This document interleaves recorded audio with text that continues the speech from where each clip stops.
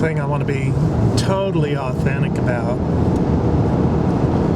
is the experiences as they come along the way. Where I got this, it's not an original idea at all, but I have watched other YouTube videos on men and women who've done this same thing, as far as, wanting to document how things go bad in life. I mean, if they go good, great.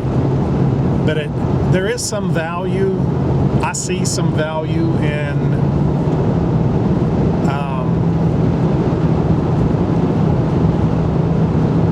showing how it happens. If it has never happened to you, you can't comprehend. I've been down this path several times, and if it hasn't happened to you, it's incomprehensible. A lot of the indignity, the shame, that's all part of it. And then, of course, the obverse to that is the thrill and delight of when you finally find a job that I never will forget. When I found this job that I have now, the sense of relief was indescribable. I'd gone a long time through a lengthy, and at that time I was married. Another thing I want to be transparent about is I have the advantage, thank God, of not having someone depending on me. I have no wife, no children, and you live a different life. You simply do. If you have one or more people depending on you for their survival, all of this that I'm talking about takes on an entirely different dimension. So the first thing that'll happen on the 22nd is that I'll lose my cell phone. I've had a company cell phone for 10 years now. I was promoted to a supervisor about 10 years ago, and by having a company cell phone, I never had the personal need for a private cell phone. And of course that'll go away. That'll be an adjustment. I mean, a big time psychological adjustment. Even though I don't use my company cell phone for private stuff, at least not excessively, there is a psychological security about having one wherever you go. And yes, my favorite thing to say to people about cell phones as well, how do you reckon that people got along for the last 10,000 years without them? But it doesn't take long at all to become addicted to technology. I don't have any of the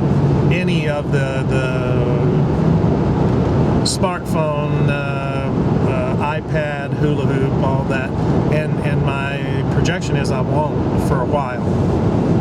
I wouldn't mind having something like a smartphone, but when you consider the resources that it takes in these conditions of when you no longer have an income, when you have those sort of things, that becomes low on the priority list.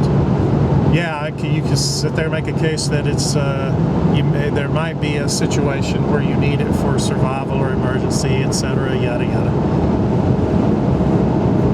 But the fact is, when you have an instant decline in income, and in my case, I won't be eligible for unemployment or severance. So this is cold turkey. It's not easy. It's how it happens to a lot of people. Number one thing, numero uno, if you're going through this, is psychological preparedness. It don't matter what you actually have in the bank, what you have in the cupboard. Yeah, you should be prepared, but these things can happen so unexpectedly that you don't. Be psychologically prepared that it's not the end of the world. But I can tell you this, along those notes, the greatest security blanket in this world, and I've seen this coming for a long time now, was what I have put into being prepared. It takes away an enormous amount of anxiety.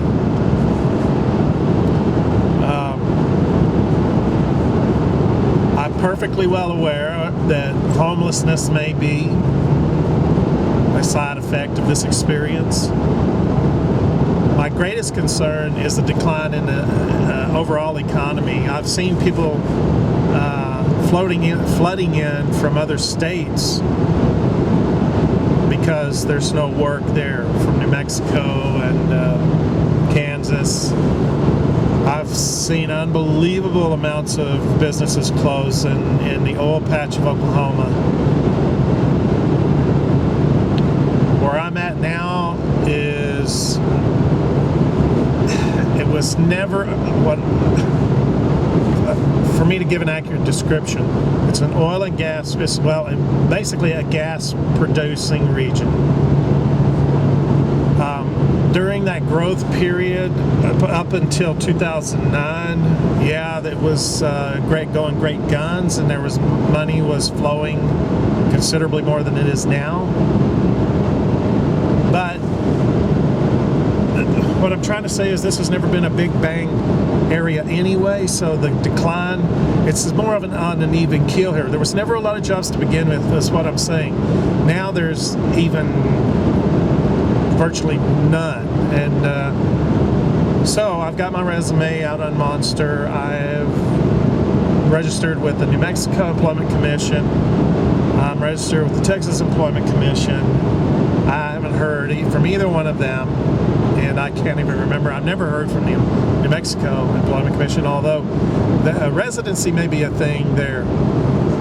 It's been a long time since I've heard anything from the Texas Employment Commission. From what I have, I'm just going to put it on the table here.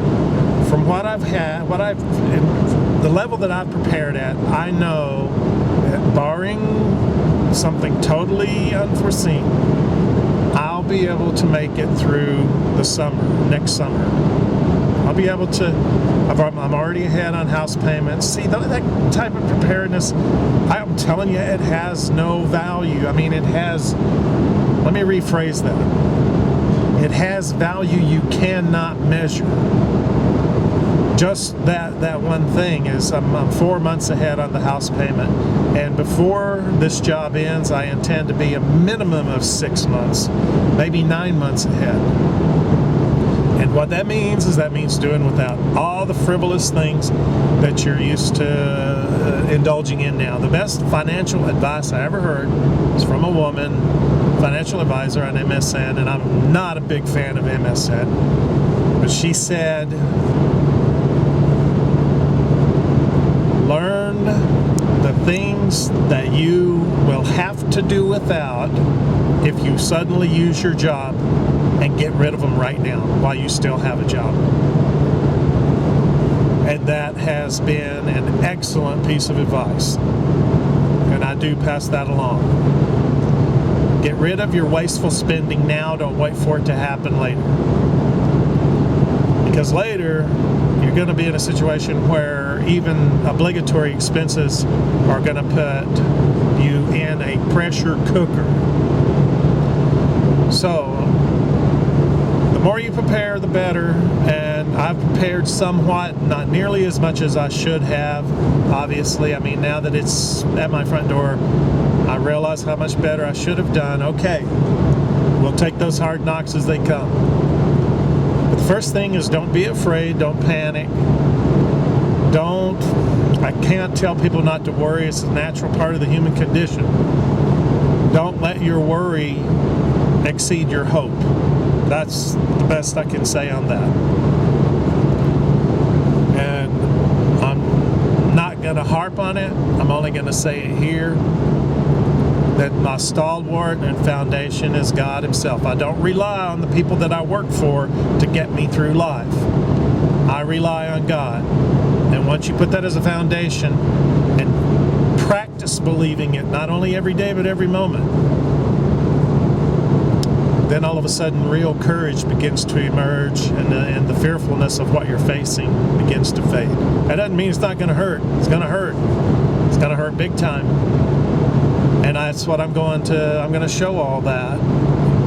So we'll take it as it comes. I'll be totally transparent and honest. I'm not gonna juice anything up. I'm not going to water it down. What you see is what you get, and hopefully this will help someone else out there feel that they're, at the very least, that they're not the only ones going through this, and that alone has helped me by watching other people's videos on this subject, is just knowing other people have this. I mean, it happens, and it can happen to anybody. It doesn't matter what your social status is, your rank and station. Big fall from grace can happen to anybody, and it takes forever to understand this, but sweet are the uses of adversity. So I'll check out here, and then when I come up to work, we'll put in another 2 cents.